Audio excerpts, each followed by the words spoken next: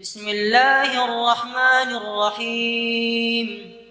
السلام عليكم ورحمة الله وبركاته. وعليكم السلام ورحمة الله وبركاته. إن الحمد لله نحمده ونستعينه ونؤمن به ونتوكل عليه ونعوذ به من شرور أنفسنا ومن سيئات أعمالنا. من يهده الله فلا مضل له ومن يضلل فلا هادي له. أشهد أن لا إله إلا الله وحده لا شريك له، وأشهد أن سيدنا ومولانا وحبيبنا محمدا عبده ورسوله. اللهم صل وسلم وبارك على سيدنا محمد قبل كل كلام. اللهم صل على سيدنا محمد عند كل كلام. اللهم صل على سيدنا محمد بعد كل كلام. اللهم صل على سيدنا محمد عدد الأسماء والأبصار.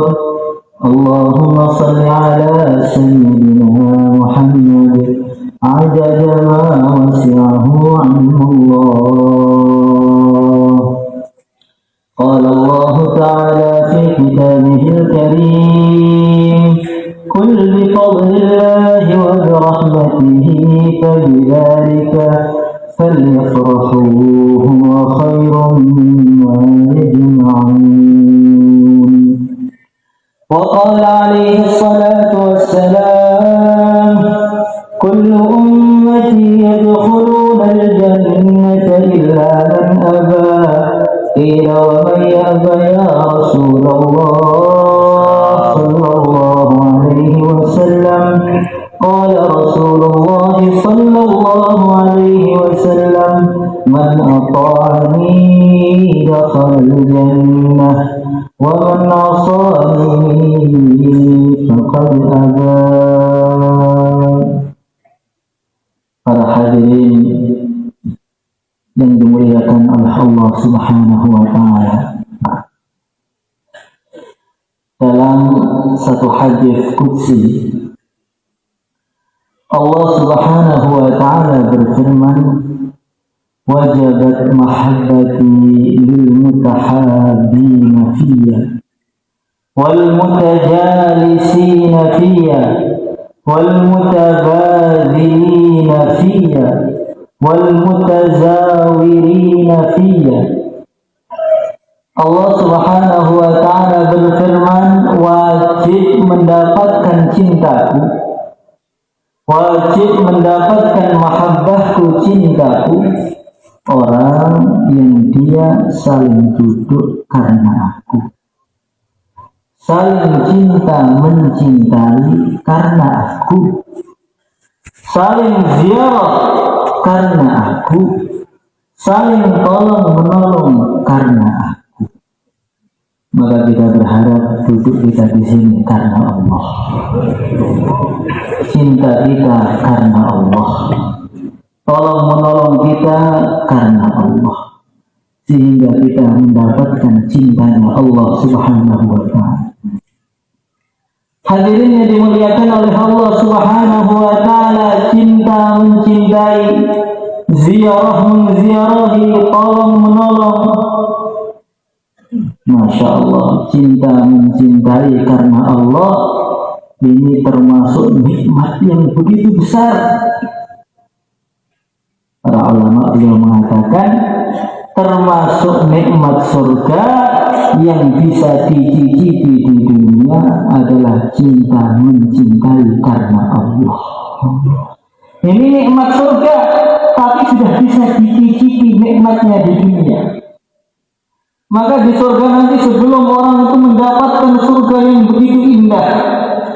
Sebelum orang itu dipakaikan baju yang lalu bisal yaum la sayqa man yanzuru ilaih.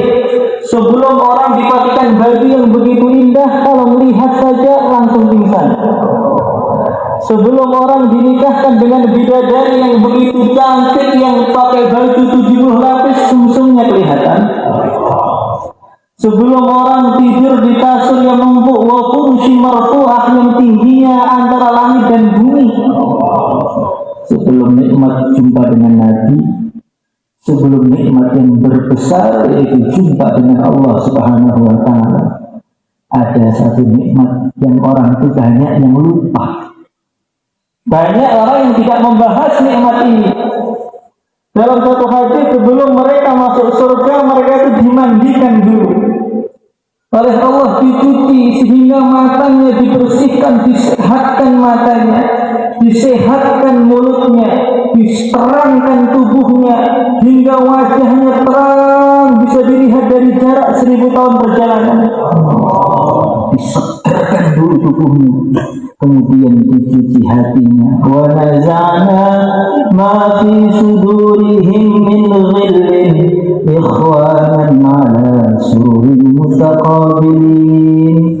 Allah berfirman, saya cabut itu dari hati mereka rasa benci, saya cabut rasa dengki, saya cabut iri, saya cabut dendam, saya cabut itu makar, saya bersihkan dari hati mereka sehingga tubuhnya menjadi tubuh yang sehat, hatinya menjadi qalbun salim, hati yang sehat, baru masuk surga. Kenapa seperti itu? Kalau orang itu makan makanan yang paling enak, minum minuman yang paling manis, tapi kalau lidahnya sedang sakit, wa may yakudha famil murril maridin yajid murran bihil ma'azzulala. Kalau orang itu lidahnya sedang sakit sariawan, minuman yang seger, minuman yang manis menjadi terasa pahit. Makanya disehatkan dulu lidahnya. Kalau orang itu punya istri yang cantik, dilihat enak, tapi kalau melihat dalam keadaan matanya sedang bengkak timbilan, maka yang cantik dari tampak jelek, tidak betah melihat karena matanya yang sakit. Orang kalau kakinya sedang bengkak, sedang luka, maka jalan di atas permadani yang empuk pun tidak terasa empuk, perih semua karena kakinya yang sakit. Maka sebelum masuk surga, biar nikmat surga itu sempurna, matanya disegarkan dulu, mulutnya disehatkan, tubuhnya, kekuatannya dilipat gandakan, sehingga kenikmatan surga bisa mereka rasakan dengan begitu sempurna. Maka setelah tubuh itu sempurna, hati juga harus. Banyak orang kaya raya tidur di kasur yang empuk bersama istri yang paling cantik, tapi kalau hatinya sedang dongkol dan kesel dan dendam kepada orang, nggak bisa tidur semalaman. Bolak-balik badan, saya kok bisa dihinakan seperti ini, saya kok diremehkan, awas pokoknya. Makanya walaupun tubuhnya seger, istrinya cantik, tidur di kasur yang begitu empuk, tidak ada kenikmatan apa-apa.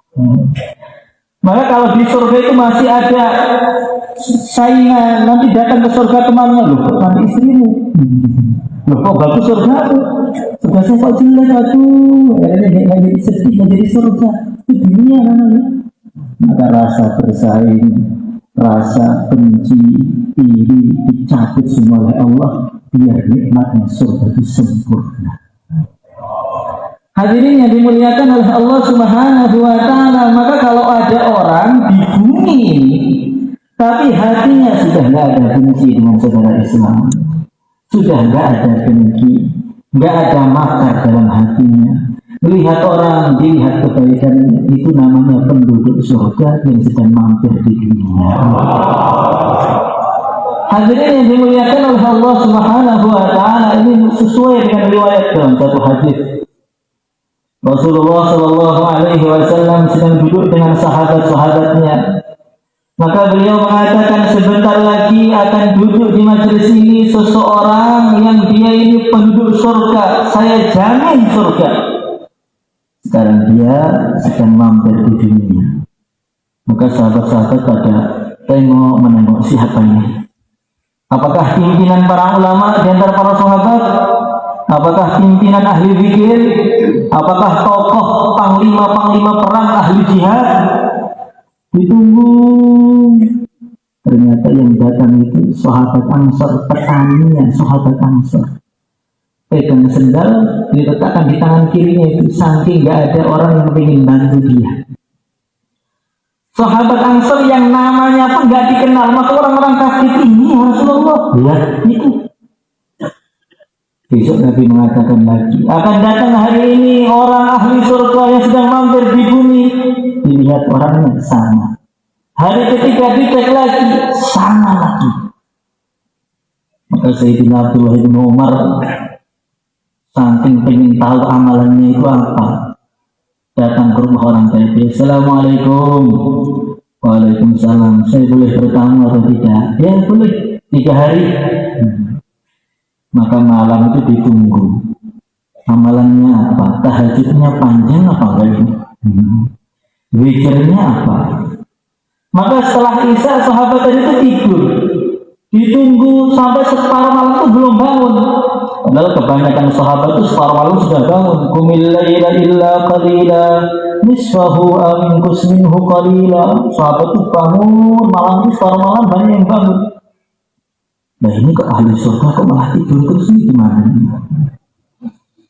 Kira-kira kalau kita melihat katanya ada orang soleh kok malah kok nggak bangun-bangun ini gimana? Oh soleh ya soleh. Bohongan berarti. Ditunggu saya menjelang sahur nggak bangun. Sampai dalam satu riwayat sampai subuh itu nggak tahajud. Bukan berarti suruh kita nggak tahajud belum begitu ya? Hari kedua dicek lagi nggak tahajud lagi. Hari ketiga dicek lagi nggak tahajud lagi. Maka Sayyidina Ibnu Umar mengatakan pada orang tadi, Tuhan, saya datang ke sini saya terang-terangan aja, saya ingin ngecek amalan kamu itu apa. Nabi 3 kali mengatakan kamu ahli surga, ahli surga, ahli surga. Tapi saya lihat sholatmu biasa aja, zikirmu biasa aja, perjuanganmu biasa aja, puasamu biasa aja. Bahkan 3 hari ini saya lihat kamu gak tahajud. Kamu itu amalannya apa? Maka orang tadi mengatakan saya tidak punya amalan apa-apa. Ya begini, bertani ya seperti ini. Tapi saya ini punya amalan kecil. Sebelum saya tidur, saya mengatakan pada diri saya sendiri, ngomong diri. Dan saya mengatakan, Ya Allah, orang-orang yang hari ini menyakiti saya maafkan ya Allah. Ya Allah, orang yang hari ini mengambil hak saya, ya Allah, saya ikhlaskan ya Allah. Ya Allah, orang yang hari ini mencaci maki saya, sudah, semua saya ikhlaskan, saya maafkan. Kemudian dia doa, Rabbana ighfir lana wa li ikhwanina alladhina sabaquna bil iman wa la taj'al fi qulubina ghillan lil ladzina amanu. Ya Allah, ampunilah saya ya Allah, dan ampunilah saudara-saudara saya yang terlebih dahulu, yang awal-awal dulu ya Allah. Dan jangan kau jadikan dalam hati saya ada ghil, ada kedengkian, iri, benci kepada orang Islam ya Allah. Maka Allah mengatakan amalannya itu gampang, amalannya itu sebentar, cukup 1 menit. Tapi mengamalkan itu sulitnya luar biasa. Jadi orang itu kalau disakiti itu melupakan itu susah, kalau dihinakan itu melupakan susah. Makanya sudah minal aidin wal faidin, ya ngomong sebentar, habis itu musuhan lagi. Hadirin yang dimuliakan oleh Allah Subhanahu wa Ta'ala, maka kita lihat bagaimana Nabi Allah Yusuf alaihi salatu wassalam. Beliau itu ditangkap oleh saudaranya, bahkan dalam satu riwayat dibuka bajunya, dibanting, dilempar di sumur, bahkan ada yang mengatakan dilempari batu. Setelah keluar dari sumur jadi budak. Setelah jadi budak dituduh menggoda majikannya. Akhirnya dipenjara bertahun-tahun. Setelah jadi Perdana Menteri, saudaranya butuh betul kepada beliau ini. Ini waktu yang paling tepat untuk balas dendam. Tadi Nabi Yusuf mengatakan apa? La tathriba alaikumul yawm yaghfirullahu lakum wa huwa arhamur rahimin. Wahai saudaraku, la tathriba alaikumul yawm. Kalian sedikit pun tidak akan saya caci. La tathriba itu maknanya saya tidak akan mencaci kalian sedikit, banyak, sekarang sampai kapanpun, semua saya tutup. Tidak akan saya caci maki sedikit pun. Bukan hanya itu, diteruskan. Yaghfirullahu lakum. Semoga Allah mengampuni dosa-dosa kalian. Tidak hanya tidak mencaci maki, tapi doakan Allahumma arham umat Sayyidina Muhammad. Allahumma ghfir umat Sayyidina Muhammad. Didoakan. Tidak mencaci maki, kemudian didoakan. Bukan hanya itu, wa huwa arhamur rahimin, disemangatkan. Wahai saudaraku, jangan kamu putus asa, Allah itu Maha Rahman, Maha Rahim. Sudahlah, pasti Allah akan mengampuni dosa kalian. Yang keempat, ini yang paling berat pada para ulama. Setelah Nabi Yusuf menjadi Perdana Menteri, setelah ayahnya sudah sujud semua, selain sudah tunduk kepada beliau, saudaranya sudah tunduk kepada beliau, sekarang menjadi Perdana Menteri yang begitu wibawa. Dia mengatakan apa? Min ba'di an nazagha asyaitanu baini wa baina ikhwati. Dia mengatakan kepada ayah, wahai ayah, takwil mimpi dulu semua benar. Semua ini yang merusak semua ini min ba'di an nazagha asyaitanu baini wa baina ikhwati. Yang salah bukan saudaraku, yang salah syaitan yang menjadi dalang yang rusak semua ini.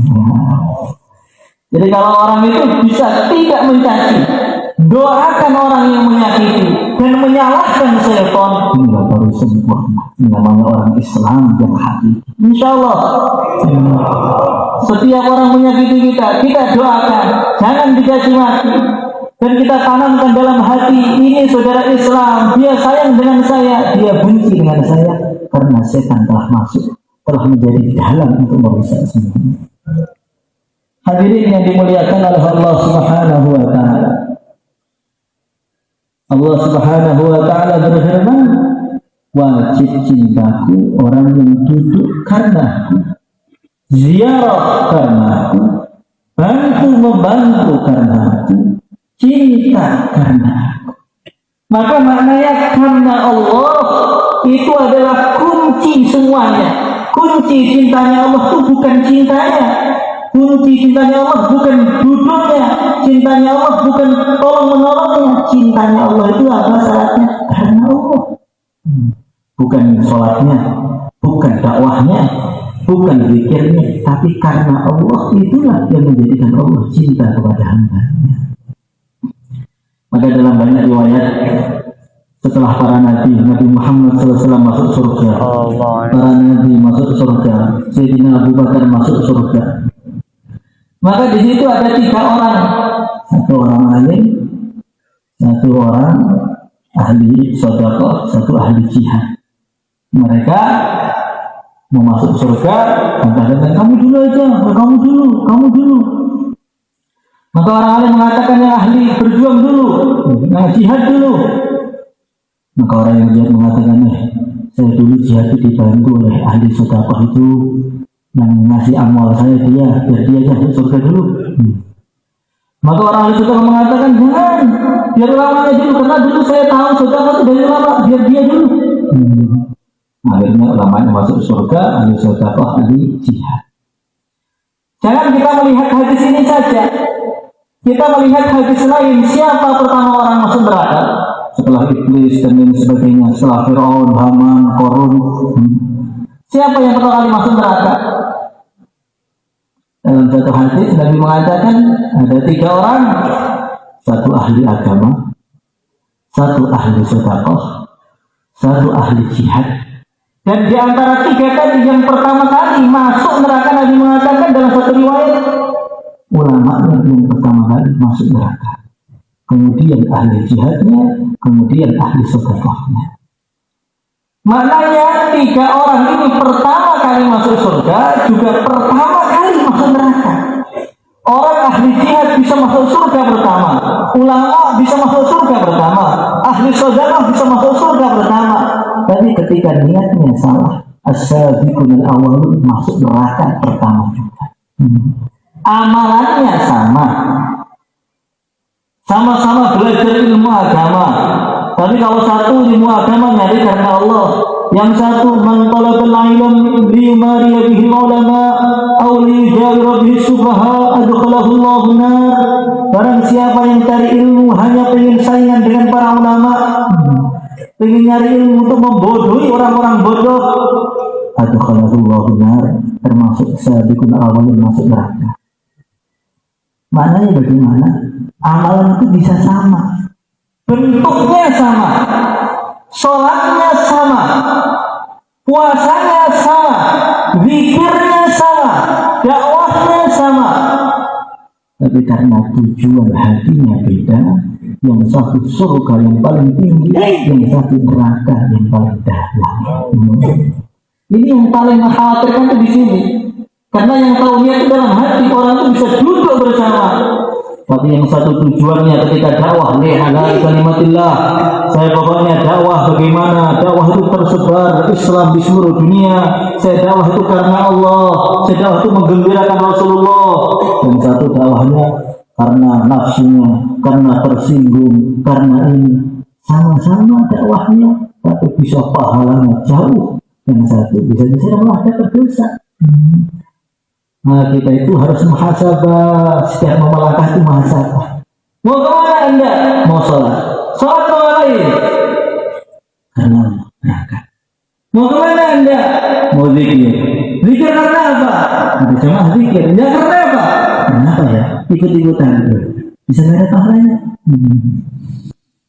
Bisa nggak ada, bisa ada juga. Mau kemana? Mau dakwah. Dakwahnya karena apa? Karena Allah. Silakan berangkat.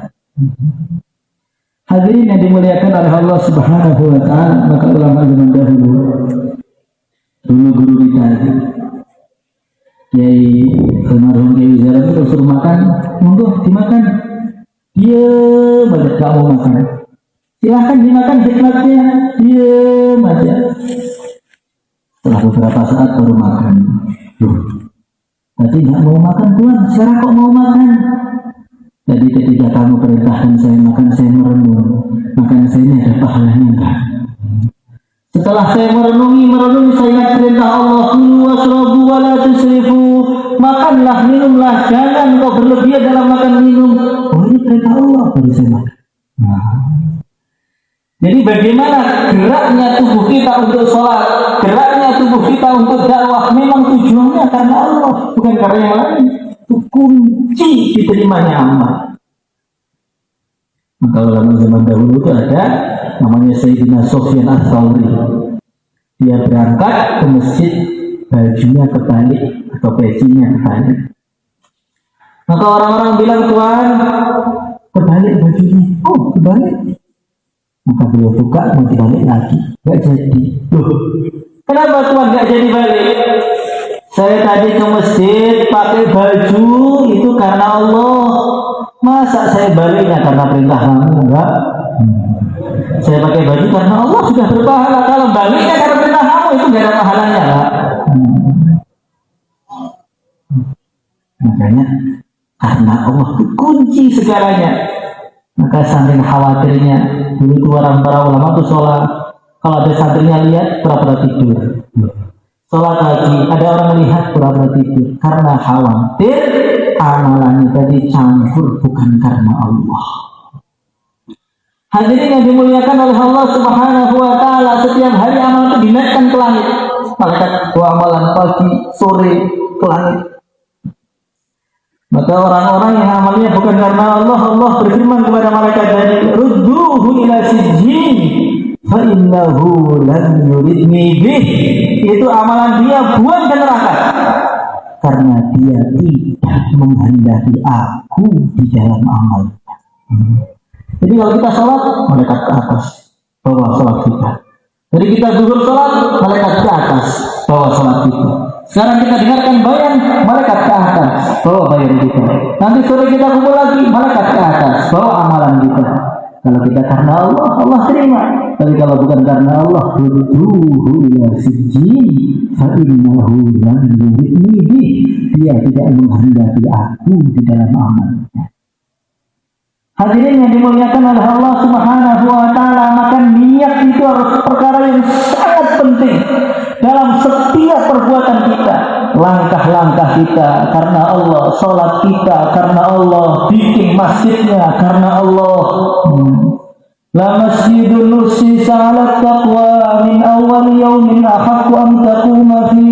Kalau perkara itu karena Allah, nanti berkahnya itu banyak. Maka kita ini nikahnya pun karena Allah, insya Allah. Nah ini yang tahu karena Allah, karena Allah itu hati masing-masing. Yang tahu itu siapa? Yang tahu malaikat dan hatinya masing-masing. Nah disinilah khawatirnya. Maka ada orang di akhirat itu duduknya sama bareng, tidurnya sama, berjuangnya sama, makannya bareng. Tapi yang satu itu di Firdausil A'la, yang satu itu di neraka paling dalam. Maka dia teriak-teriak, ya Allah, itu teman saya bareng makan, tidur, perutnya bareng. Kenapa kok bisa beda? Allah berfirman, niatnya tidak sama. Makanya kita ini harus kita renungi diri kita sendiri. Saya itu amal itu untuk apa sih? Saya itu amal itu dorongan siapa sih? Ada orang itu mimpi, ada orang berfisabilillah, maka dia tidur, mimpi. Ada malaikat itu nyatet amal. Fulan bin fulan fisabilillah, fulan bin fulan fisabilillah. Nama dia yang disebut. Maka dia datangi malaikat ke dalam mimpinya. Malaikat, saya fisabilillah, apa kamu tulis? Tadi ketika mau berangkat, kamu itu kan punya barang, jam tangan itu. Kamu bilang dalam hati kamu, nanti pokoknya perjalanan yang saya jual jam ini. Berarti itu sudah bukan karena Allah lagi, campur jual jam. Maka saya mau menulis. Sebelum kamu murni karena Allah, jangan saya tulis. Maknanya bagaimana? Fa'inna naqidah basir, yang ngecek amal itu bersih atau tidak itu sangat teliti. Maka saya pernah jumpa dengan seorang waliullah besar dari Mekah, namanya Syekh Amin Al-Harari, yang beliau sering jumpa Nabi dalam keadaan terjaga. Beliau nulis kitab, kalau saya nggak paham, saya tanya Nabi, saya ketemu Nabi dalam keadaan terjaga. Maka tidak ketemu beliau mengatakan salaman dengan saya. Akhlis fil amal, fa inna naqidah basir. Amal itu yang ikhlas, karena yang bagian teliti, amal itu sangat teliti. Kita diteliti oleh polisi saja susah terlepas. Sudah lengkap, kita pentilnya kurang. Nah, bagaimana kalau yang ngecek amal kita itu Allah Subhanahu wa ta'ala? Bagaimana yang ngecek itu Allah Subhanahu wa ta'ala, dibuka itu hatinya. Ini loh sholatmu, ini loh puasamu, ini loh sedekahmu, ini loh perjuanganmu ya. Maka di akhirat itu banyak orang itu yang dibacakan amalnya. Kata Imam Ghazali, dibacakan amalnya itu gembira sekali. Dibacakan buku amalnya itu senang betul. Ketika penutupan bukunya mau ditutup, Allah berfirman, dan semua amalmu ditolak karena semuanya bukan karena aku. Maka langsung pergelangan itu lepas, kulitnya itu lepas, saking malunya di akhirat. Maka kita merenung sendiri, ya Allah, saya ini zikir itu untuk apa tuh kita renungi, sholat saya ini untuk apa tuh, zikir saya itu untuk apa. Jangan sampai kita masuk hadis, banyak orang puasa tidak dia dapatkan kecuali dahaga. Banyak orang melek malam, sholat tidak dia dapatkan kecuali hanya capek dan letih. Banyak orang berjuang, dia dapatkan kecuali mati saja. tapi ternyata nggak ada pahalanya apa-apa karena semua bukan karena Allah. Maka insya Allah kita doa pada Allah semoga semua ini karena Allah semua. Mungkin itu saya sudah sampaikan, kurang lebihnya minta maaf. Assalamualaikum warahmatullahi wabarakatuh.